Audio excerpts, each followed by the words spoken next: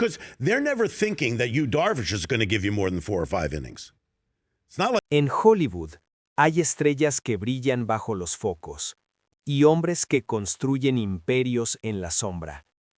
Rob Reiner dirigió películas que recaudaron cientos de millones de dólares, influyeron en generaciones y redefinieron el cine comercial. Sin embargo, nunca fue mostrado como un magnate, nunca fue vendido como un símbolo de riqueza. Mientras otros exhibían mansiones y excesos, su fortuna crecía en silencio, lejos de los titulares. Entonces surge la pregunta inevitable: ¿cómo alguien tan poderoso pudo permanecer casi invisible? ¿Hollywood celebra el talento o prefiere ocultar a quienes realmente controlan el dinero y las decisiones? Para entender el imperio silencioso de Rob Reiner, primero hay que retroceder al lugar donde comenzó todo. No a una alfombra roja, sino a una casa donde Hollywood no era un sueño lejano, sino una conversación cotidiana. Rob Reiner nació en 1947, hijo de Carl Reiner, uno de los grandes arquitectos de la comedia televisiva estadounidense. En ese entorno, el éxito no se medía por flashes ni portadas, sino por algo más duradero: control creativo, respeto profesional y continuidad en el tiempo. Desde niño, Rob aprendió que la fama es efímera, pero las decisiones correctas construyen carreras largas. Su origen marcó una diferencia clave. No llegó a la industria como un outsider desesperado por atención, ni como una estrella juvenil empujada por los estudios. Llegó como alguien que observaba. Veía cómo se escribían los guiones, cómo se negociaban los contratos, y cómo el dinero no siempre estaba en manos de quienes aparecían en pantalla. Esa comprensión temprana del sistema sería más tarde una de sus mayores ventajas. El gran público conoció a Rob Reiner primero como actor. Su papel en la serie All in the Family lo convirtió en un rostro familiar en millones de hogares estadounidenses durante los años 70. Era visible, reconocible, incluso querido. Pero esa visibilidad nunca fue su destino final. Mientras otros actores se aferraban al aplauso, Reiner empezó a mirar detrás del escenario. Comprendió algo esencial. Actuar daba fama, pero dirigir y producir otorgaba poder real. Cuando dio el salto a la dirección, su imagen pública comenzó a transformarse. Ya no era solo un intérprete, sino el responsable de historias que conectaban con el público de manera profunda y masiva. Películas como When Harry Met Sally, Stand By Me, Misery o A Few Good Men no solo fueron éxitos comerciales, se convirtieron en referencias culturales. Generaron citas memorables, moldearon géneros y se mantuvieron vivas durante décadas.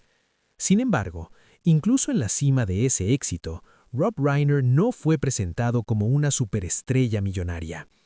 Aquí aparece la segunda capa de su imagen pública, la del director serio, clásico, casi académico.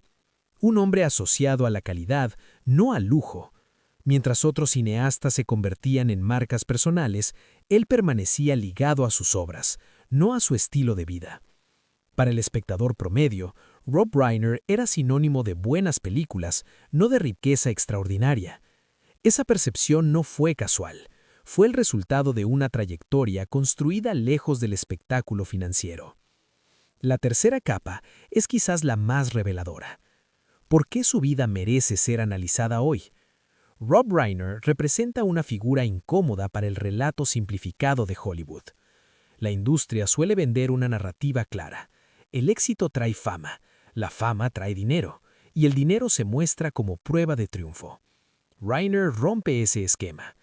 En su caso, el dinero llegó sin necesidad de exhibición. Su riqueza creció a través de contratos inteligentes, participación en beneficios y control de derechos, no mediante salarios puntuales ni campañas de autopromoción. Analizar su vida significa analizar un sistema. Significa preguntar quién gana realmente cuando una película triunfa. Significa observar cómo ciertos nombres desaparecen del foco mediático mientras acumulan poder económico y creativo. Rob Reiner no encaja en el arquetipo del millonario excéntrico, encaja en el del estratega silencioso. Y esa diferencia revela algo más grande que su historia personal. Revela cómo funciona Hollywood cuando las cámaras se apagan. También hay un elemento generacional. Reiner pertenece a una época en la que los estudios aún negociaban de forma directa con creadores, cuando la figura del director-productor tenía margen para imponer condiciones. Supo aprovechar ese contexto histórico mejor que muchos de sus contemporáneos. Mientras algunos se conformaron con el éxito inmediato, él apostó por la permanencia. Esa elección definiría no solo su carrera, sino la manera en que su patrimonio se consolidó con el paso de los años. El público, sin embargo, rara vez conecta estos puntos. Para muchos, Rob Reiner sigue siendo el director de tal película, no el arquitecto de un flujo de ingresos que continúa décadas después de cada estreno. Esa desconexión entre percepción y realidad es el corazón de esta investigación, porque cuando una figura tan influyente pasa desapercibida como magnate, la pregunta ya no es cuánto dinero tiene, sino por qué nunca se habló de ello. Por eso su historia importa, no como un relato de glamour, sino como un espejo.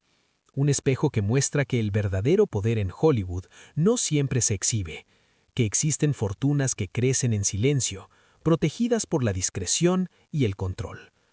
Y que a veces los nombres menos ruidosos son los que dejan las huellas más profundas en la industria. Con este contexto, la siguiente pregunta se vuelve inevitable. ¿De dónde proviene exactamente ese dinero que nunca fue mostrado? ¿Y qué decisiones concretas permitieron a Rob Reiner construir un imperio sin convertirse en un ícono de lujo? Eso nos lleva directamente al corazón del análisis, las fuentes reales de su riqueza y las elecciones financieras que marcaron su vida. Para comprender el verdadero tamaño del imperio de Rob Reiner, hay que abandonar una idea muy extendida en Hollywood, que el dinero se gana principalmente con el salario visible. En su caso, la clave nunca estuvo en un cheque puntual, sino en una arquitectura financiera construida película tras película. Cuando Reiner comenzó a dirigir en los años 80, el modelo dominante era claro. Un director podía cobrar un salario fijo por proyecto y, en el mejor de los casos, aspirar a un bono si la película funcionaba bien. La mayoría aceptaba ese esquema. Rob Reiner no. Desde temprano entendió que el verdadero poder no estaba en cuánto te pagan hoy, sino en cuánto sigues ganando mañana. Sus contratos como director empezaron a incluir cláusulas de participación en beneficios, conocidas en la industria como back-end deals. Esto significaba que, una vez recuperados los costos de producción y distribución, una parte de las ganancias netas regresaba directamente a él. En películas que se convirtieron en éxitos duraderos, esta decisión cambió por completo la escala de sus ingresos. Tomemos un ejemplo clave. When Harry Met Sally no fue solo un fenómeno cultural, fue una máquina de generar dinero durante décadas. Estrenos en salas, derechos televisivos, ventas en formato doméstico y más tarde plataformas digitales. Mientras muchos participantes recibieron un pago único, Reiner siguió recibiendo ingresos recurrentes. Comparado con un actor protagonista de la misma época, su flujo económico fue más lento al inicio, pero infinitamente más estable a largo plazo. Aquí aparece el primer gran contraste. Un actor famoso podía ganar varios millones por una película y luego desaparecer del circuito. Rob Reiner, en cambio, construyó un sistema en el que cada proyecto exitoso se convertía en una fuente de ingresos prolongada. Si se compara con el salario medio estadounidense de la época, que rondaba cifras anuales muy inferiores, la diferencia se vuelve abismal. Una sola participación en beneficios podía equivaler al ingreso de toda una vida laboral para una familia promedio. Además, Reiner no limitó sus ingresos a la dirección. Su rol como productor le permitió negociar desde otra posición. El productor no solo crea, sino que controla. Controla presupuestos, tiempos, derechos y, sobre todo, porcentajes. Cada porcentaje ganado era una apuesta al futuro. Y el futuro, en su caso, respondió. El efecto acumulativo fue decisivo. Mientras otros profesionales dependían del siguiente contrato para mantener su nivel de vida, Reimer empezó a recibir ingresos de proyectos realizados años atrás. El dinero dejó de ser una recompensa inmediata y pasó a convertirse en una consecuencia constante de decisiones pasadas. Esa independencia financiera le dio algo que pocos en Hollywood consiguen: libertad real para elegir. La consecuencia directa fue clara. Rob Reiner no necesitó aceptar proyectos por necesidad económica. Pudo rechazar, esperar, negociar mejor. El dinero ya no dictaba su agenda dictaba el dinero. Y en Hollywood, esa inversión del poder es una de las formas más silenciosas y efectivas de riqueza. Aquí nace el núcleo de su imperio, no en una sola película, sino en la repetición de una misma lógica: menos exhibición, más control; menos salario inmediato, más participación futura. Si el primer pilar del imperio de Rob Reiner fue entender cómo fluye el dinero a largo plazo, el segundo fue aún más decisivo: crear una estructura que le permitiera controlar ese flujo. Esa estructura tuvo un nombre que para el gran público pasó casi desapercibido, pero que en Hollywood significó poder real: Castle Rock Entertainment. Fundada a finales de los años 80, Castle Rock no nació como un estudio ostentoso ni como una marca pensada para el espectáculo. Fue concebida como una plataforma de control creativo y financiero. A través de ella, Rob Reiner dejó de ser únicamente un director contratado para convertirse en un actor central dentro de la cadena de valor del cine. Ya no dependía solo de decisiones ajenas, ahora participaba en ellas. Castle Rock produjo y respaldó películas que no solo funcionaron en taquilla, sino que se integraron al imaginario colectivo. Cada proyecto exitoso significaba algo más que prestigio. Significaba derechos, participaciones, licencias. Mientras el público veía historias emotivas o judiciales, detrás se consolidaba un modelo empresarial basado en la repetición del éxito y la reinversión inteligente. Aquí aparece un punto clave que Hollywood rara vez explica. Un director contratado puede ganar bien durante unos años. Un productor con control de catálogo puede ganar durante décadas. Castle Rock permitió a Reiner beneficiarse no solo del estreno inicial, sino de la vida posterior de cada obra. Derechos televisivos, retransmisiones, ventas internacionales y acuerdos de distribución generaron ingresos constantes. El dinero no llegaba como un golpe espectacular, sino como un río que nunca se secaba. Comparado con otros directores de su generación, el contraste es evidente. Muchos lograron reconocimiento crítico, incluso premios, pero carecieron de una estructura propia. Dependían del siguiente proyecto para mantenerse relevantes. Reiner, en cambio, construyó una base que funcionaba incluso cuando él no estaba detrás de la cámara. Esa independencia redujo su exposición mediática, pero multiplicó su estabilidad económica. La consecuencia fue profunda. Castle Rock le dio a Rob Reiner una posición incómoda para el relato tradicional de Hollywood. No era una estrella a la que se pudiera vender en revistas, pero tampoco un simple técnico. Era un gestor de historias con influencia directa sobre qué se producía y cómo se distribuía. Ese tipo de poder rara vez se exhibe porque no necesita aprobación popular. Además, esta estructura le permitió negociar desde una posición de fuerza frente a los grandes estudios. No llegaba como alguien que pedía trabajo, sino como alguien que aportaba contenido, credibilidad y una maquinaria ya probada. En términos financieros, eso se tradujo en mejores condiciones y en una mayor capacidad para proteger sus intereses a largo plazo. Así, el imperio de Rob Reiner dejó de depender de su presencia constante. Castle Rock se convirtió en una extensión de su visión, discreta, eficaz y rentable. Mientras Hollywood seguía celebrando rostros visibles, el verdadero poder se movía en oficinas silenciosas, lejos de las alfombras rojas. Cuando el dinero deja de ser un objetivo y se convierte en una consecuencia, cambia también la forma de habitar el mundo. En el caso de Rob Reiner, sus propiedades no funcionan como símbolos de estatus, sino como barreras cuidadosamente construidas entre su vida privada y el ruido de Hollywood. No hay portadas con fiestas desmedidas, ni recorridos televisivos por mansiones espectaculares. Hay, en cambio, espacios pensados para desaparecer. Las residencias asociadas a Rob Reiner se ubican en zonas donde la riqueza no se anuncia, se protege. Barrios de Los Ángeles caracterizados por la privacidad, la distancia entre casas y una arquitectura que prioriza la calma. No son lugares diseñados para impresionar, sino para controlar el acceso.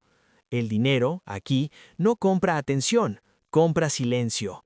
Y en una industria obsesionada con la visibilidad, el silencio es un lujo extremo. Imaginemos la escena como una secuencia cinematográfica. Una calle arbolada, sin paparazzi, sin cámaras esperando. Una casa que no grita su valor, pero lo contiene en cada detalle. Terrenos amplios, seguridad discreta, interiores pensados para la permanencia, no para la exhibición. El espacio no busca aplausos, busca continuidad. En ese entorno, el éxito no se celebra, se administra. Comparado con otros millonarios de Hollywood, el contraste es evidente. Mientras algunos convierten sus hogares en extensiones de su marca personal, Reiner los convierte en refugios. No hay necesidad de mostrar autos de lujo ni colecciones extravagantes. La riqueza se expresa de otra manera, en la posibilidad de elegir no ser visto.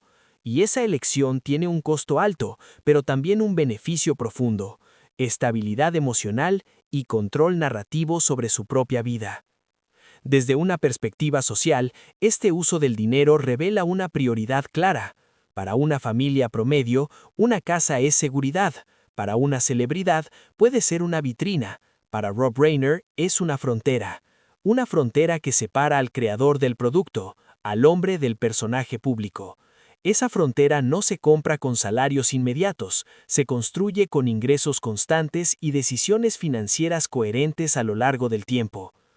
La consecuencia de esta elección se refleja en su día a día. Menos exposición significa menos presión mediática. Menos presión permite tomar decisiones creativas sin la urgencia del escándalo. El dinero, en este contexto, no sirve para amplificar la voz, sino para proteger la autonomía. Y esa autonomía es una de las monedas más valiosas en Hollywood. A diferencia de quienes viven atrapados por la necesidad de mantenerse relevantes, Reiner puede permitirse desaparecer por periodos largos. Sus propiedades funcionan como anclas. No representan una carrera hacia más, sino una afirmación de lo suficiente. El imperio no se manifiesta en excesos visibles, sino en la capacidad de retirarse cuando se desea. Así, cada espacio que habita Rob Reiner cuenta una historia silenciosa. Una historia donde el dinero no se traduce en espectáculo, sino en control, donde la verdadera riqueza no se mide en metros cuadrados mostrados, sino en la libertad de cerrar la puerta y decidir quién entra y quién no. Cuando la riqueza deja de necesitar demostración, aparece una pregunta más incómoda: ¿para qué se utiliza realmente? En el caso de Rob Reiner, el dinero no se transformó en un catálogo de lujos, sino en capacidad de influencia. Y esa elección, lejos de ser neutral, lo colocó en una posición polémica dentro de Hollywood. Reiner utilizó su independencia financiera para expresar posturas claras en el debate público. En una industria donde muchos prefieren el silencio para no incomodar a estudios o audiencias, él habló. Financió iniciativas, apoyó causas y tomó posiciones políticas visibles, no como una celebridad buscando titulares, sino como alguien que podía permitirse las consecuencias. El dinero, aquí, funcionó como un amortiguador. Protegía su carrera de represalias económicas y le otorgaba una libertad que otros no tenían. Este uso del capital generó fricciones. Parte de Hollywood celebra el compromiso social solo cuando es rentable o inofensivo. Cuando la postura se vuelve firme, el apoyo se enfría. Reiner experimentó esa tensión. No fue cancelado, pero tampoco promocionado como figura ejemplar. Su nombre siguió ligado a obras de calidad, mientras su voz pública quedaba en un segundo plano. La industria no lo castigó abiertamente, simplemente dejó de amplificarlo. Comparado con otros millonarios del cine, el contraste es revelador. Muchos invierten en visibilidad, marcas personales, proyectos diseñados para reforzar su imagen. Reiner invirtió en coherencia. Eligió mantener un estilo de vida estable, sin escaladas constantes de gasto, y destinó recursos a aquello que consideraba significativo. Esa coherencia redujo el ruido, pero fortaleció su autonomía. Desde el punto de vista económico, esta decisión tuvo un efecto claro. Al no depender de la aprobación inmediata, pudo rechazar proyectos que no encajaban con su visión. Cada rechazo era posible porque el dinero ya estaba asegurado. Y cada decisión reforzaba la idea de que su imperio no se sostenía en la exposición, sino en la estructura creada durante décadas. Socialmente, el mensaje es incómodo. La riqueza suele asociarse a acumulación y exhibición. Reiner mostró otra vía: usarla para influir sin mostrarse. Esa elección provoca preguntas inevitables sobre responsabilidad y poder. ¿Es más honesto el lujo visible o la influencia silenciosa?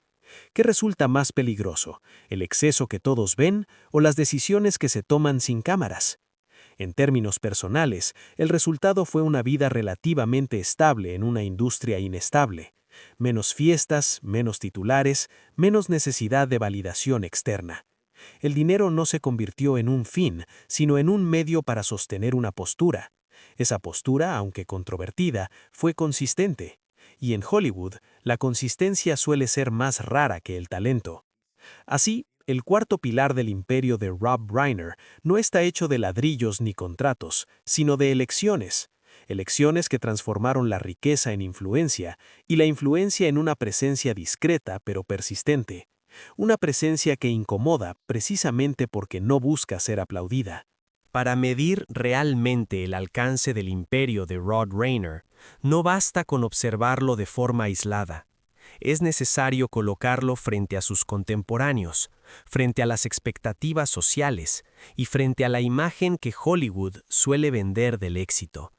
Solo entonces aparece con claridad la consecuencia más profunda de sus decisiones: haber elegido el control a costa de la visibilidad. Si se compara a Reiner con actores y directores de su misma generación, el contraste es inmediato. Muchos de ellos alcanzaron niveles de fama mucho más altos. Sus rostros llenaron revistas, programas de entrevistas y campañas publicitarias. Durante años parecían encarnar el sueño hollywoodense en su versión más reconocible. Sin embargo, una gran parte de esas figuras dependió siempre del siguiente proyecto para sostener su nivel de vida. El aplauso era constante, pero también lo era la presión. Rob Reiner tomó otro camino. Mientras algunos colegas priorizaban el salario más alto o el papel más visible, él priorizaba las condiciones: participación en beneficios, control creativo, derechos a largo plazo. A corto plazo, su presencia mediática fue menor. A largo plazo, su estabilidad fue incomparable. Muchos nombres famosos de los años 80 y 90 vieron disminuir sus ingresos con el paso del tiempo. Reiner, en cambio, siguió recibiendo dinero de obras realizadas décadas atrás. La comparación con el estándar social es aún más reveladora. Para el público general, el éxito económico suele expresarse a través de signos visibles: casas gigantes, autos de lujo, un estilo de vida excesivo. Rob Reiner desafió esa narrativa. Su riqueza no se tradujo en espectáculo, sino en discreción. Desde fuera, podía parecer que llevaba una vida normal para alguien de su posición. Desde dentro, esa normalidad era el resultado de una acumulación de decisiones estratégicas que lo liberaron de la necesidad de aparentar. Esta elección tuvo consecuencias claras en su vida personal. Al reducir la exposición mediática, también redujo la invasión constante a su entorno familiar. Sus decisiones financieras protegieron no solo su patrimonio, sino su intimidad. En una industria donde la fama suele devorar cualquier frontera, Reiner logró mantenerlas. Esa protección no es gratuita, Se compra con tiempo, planificación y una renuncia consciente al protagonismo. Pero también hubo un costo simbólico. Hollywood premia la visibilidad, celebra a quienes alimentan el relato público del éxito. Rayner, al no encajar del todo en ese molde, quedó en una zona ambigua. Respetado, sí, admirado por colegas, también, pero raramente presentado como ejemplo de vida aspiracional. Su historia no era fácil de vender, porque no ofrecía el espectáculo que el sistema necesita para sostener su mitología. Comparado con la imagen pública que Hollywood espera de sus millonarios, Rob Reiner resulta casi incómodo. No confirma el mito del exceso, no protagoniza caídas espectaculares ni redenciones televisadas. Su trayectoria carece de drama visible, pero está cargada de consecuencias silenciosas. Y esas consecuencias se manifiestan en algo fundamental: la libertad de elección. Mientras algunos debían aceptar proyectos para mantenerse relevantes, Rayner podía esperar. Mientras otros se veían obligados a adaptarse a modas cambiantes, él podía mantenerse fiel a su criterio. Esa libertad tuvo un impacto directo en su legado creativo. Sus decisiones no estuvieron dictadas por la urgencia económica, sino por una visión a largo plazo. El dinero, lejos de condicionar su trabajo, lo protegió. Desde una perspectiva más amplia, su caso plantea una pregunta incómoda para la sociedad. ¿Por qué admiramos más a quienes exhiben su riqueza que a quienes la administran con discreción? ¿Por qué asociamos éxito con ruido, cuando muchas de las fortunas más sólidas se construyen en silencio? Rob Reiner encarna una respuesta que no siempre gusta. El poder real rara vez necesita anunciarse. Las consecuencias de su elección también se reflejan en la memoria colectiva. Su nombre está ligado a películas que siguen vivas, no a escándalos que se olvidan. Su figura no provoca fascinación inmediata, pero genera respeto duradero. En el largo plazo, ese respeto funciona como un capital simbólico tan valioso como el económico, un capital que no se gasta con el tiempo, sino que se consolida. Así, al compararlo con sus contemporáneos y con las expectativas sociales, se entiende el verdadero alcance de su imperio. No es solo una cuestión de dinero acumulado, sino de costos evitados, costos emocionales, mediáticos y personales que muchos otros pagaron con creces. Rob Reiner eligió no pagar ese precio, y esa elección define tanto su riqueza como su silencio. Cuando se observa el imperio de Rob Reiner desde la distancia, el dinero deja de ser el centro y pasa a ser el marco. Lo que realmente permanece es la forma en que ese dinero fue utilizado y, sobre todo, lo que deliberadamente no se intentó comprar con él. Su legado no se construye a partir de una cifra exacta, sino de una serie de elecciones coherentes que atravesaron toda su vida profesional y personal. En el plano material, el legado es evidente: participaciones en catálogos cinematográficos, derechos que continúan generando ingresos, estructuras empresariales que funcionaron incluso sin su presencia constante. No se trata de un patrimonio concentrado en un solo golpe de suerte, sino de una red de activos que maduraron con el tiempo. Cada película exitosa no fue un final, sino un inicio de flujos económicos que se extendieron durante décadas, ofreciendo estabilidad y margen de maniobra. Pero el verdadero peso de su herencia no está en lo que posee, sino en cómo redefinió la relación entre dinero y creación. Reiner demostró que es posible construir una carrera larga sin convertirse en prisionero del espectáculo. En una industria que empuja a la exposición constante, su trayectoria propone otra lógica: la de la permanencia sin ruido.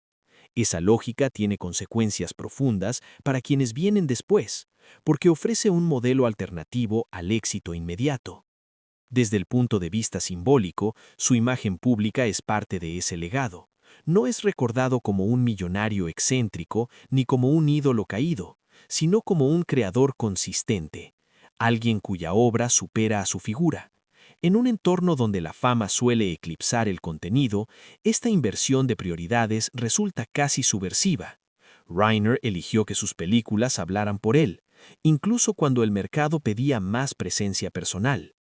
Sus elecciones también revelan los límites del dinero.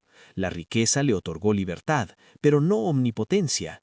No compró unanimidad, ni evitó críticas, ni garantizó una aprobación constante. Al expresar posiciones claras y al mantenerse fiel a ellas, aceptó el costo de ser menos celebrado. Ese costo no fue económico, sino simbólico. Y su disposición a pagarlo demuestra que el dinero, por sí solo, no define las prioridades de una vida. Mirando hacia el futuro, su legado se vuelve aún más claro. Las nuevas generaciones de cineastas y productores operan en un entorno distinto, dominado por plataformas digitales y ciclos de atención más cortos. En ese contexto, la historia de Rob Reiner funciona como un recordatorio incómodo. El éxito sostenible no siempre coincide con la visibilidad máxima.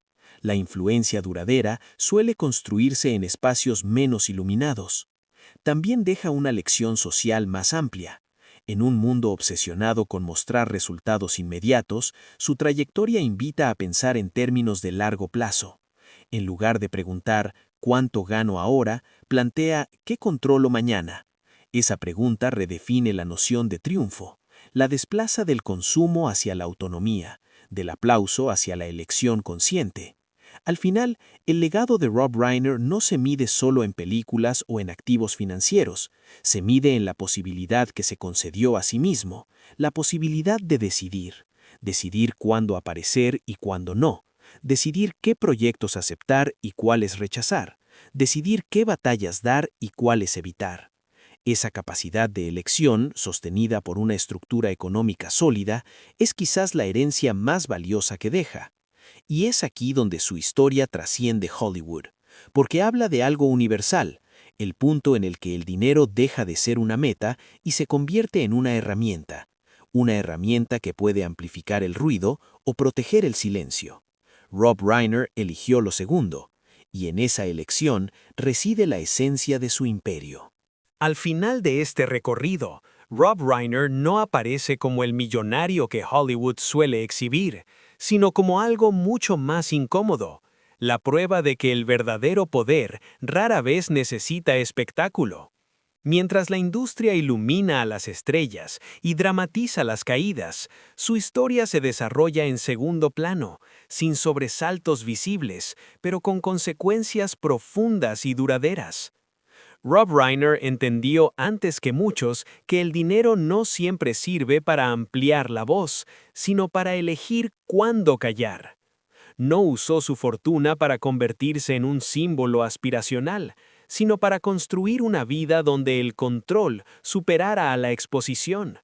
Sus películas hablan más alto que su figura pública, y su patrimonio funciona como un soporte silencioso, no como un trofeo.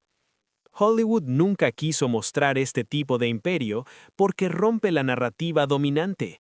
No hay excesos fáciles de vender, no hay tragedias espectaculares, ni redenciones mediáticas. Solo una sucesión de decisiones racionales sostenidas en el tiempo que transformaron el éxito creativo en autonomía personal. Y esa autonomía resulta difícil de romantizar porque no produce titulares inmediatos. La historia de Rob Reiner deja una pregunta abierta que va más allá del cine. En una sociedad que mide el éxito por la visibilidad, ¿qué valor tiene una vida construida para no ser observada? ¿Es menos real una fortuna que no se exhibe? ¿O es precisamente la forma más sólida de riqueza? Quizá el mayor legado de este imperio silencioso sea recordarnos que el dinero, por sí solo, no define una vida. Lo que la define es la manera en que permite elegir qué mostrar, elegir qué proteger, elegir qué precio estamos dispuestos a pagar por el aplauso y cuál preferimos evitar. Ahora la reflexión queda en manos del espectador. ¿Preferimos el brillo constante de los focos o la libertad de caminar fuera de su alcance?